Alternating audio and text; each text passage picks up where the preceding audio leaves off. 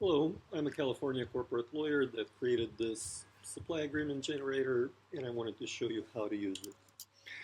I designed it to be intuitive and pretty straightforward. You fill in the information and the fields highlight, enter party name, enter the type of supply, whether it's goods, services, or you have a combination of both. Enter what they are, and the fields will populate.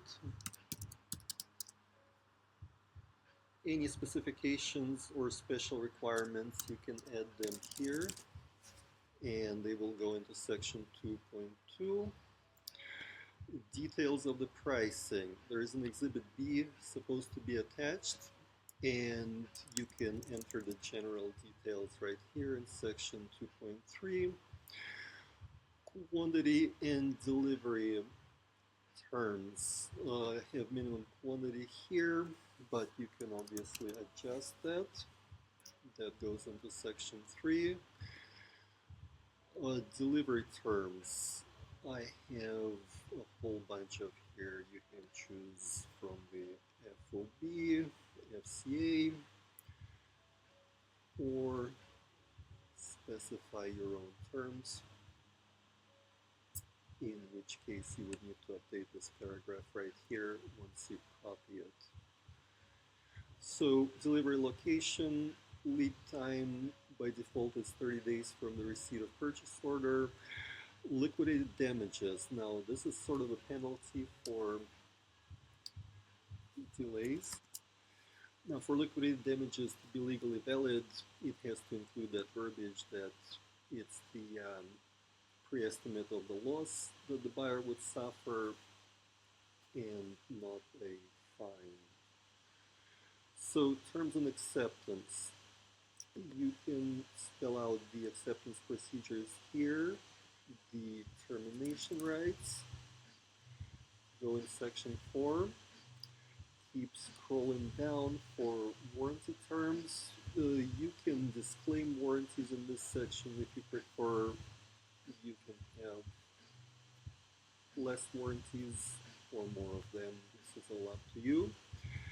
Remedies for breach. Here I have repair or replace the non-conforming goods or a refund. But you can make it any way you want. So IP, by default, each party retains its own pre-existing IP, and any IP developed by the parties for the performance of this agreement is owned by that party. What they jointly own, what they jointly develop, they will end up jointly owned. This is just standard language that would apply to most situations, but obviously you're free to choose your own. Confidentiality. Standard, non-circumvention. For 2 years, the supplier cannot directly or indirectly solicit customers or leads of the buyer. Section 8.3, non-competition. 8.4, keep in mind that in some states like California, non-competes are invalid, so delete this whole section if you're in California or one of those states, or you just don't want to have non-competition. Indemnification, taxes, governing law, what I was just talking about. If you have non-compete, then it cannot be California, otherwise it will be invalid. As far as dispute resolution, you can just choose courts, the regular standard way of dispute resolution. You can choose arbitration or mediation followed by the arbitration.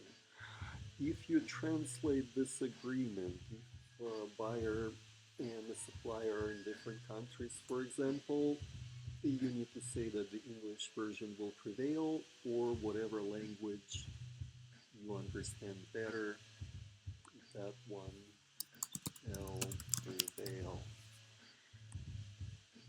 Severability, meaning if any portion of the agreement in a section is later found to be unenforceable, for example, that non-competition clause in California or similar state, then the court will essentially strike that section out of the agreement, but the rest of the agreement will stay valid.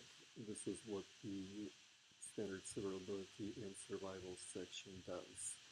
Entire agreement just means that the parties cannot rely on any evidence, any sort of understandings, any he told me this and I understood that. Only what's in the four corners of the agreement legally counts for interpretation of this agreement, and this is what that standard entire agreement section accomplishes.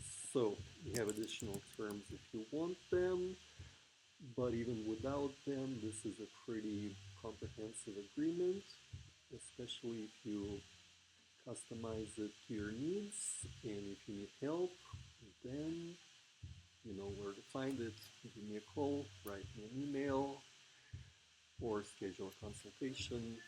I'll be right here.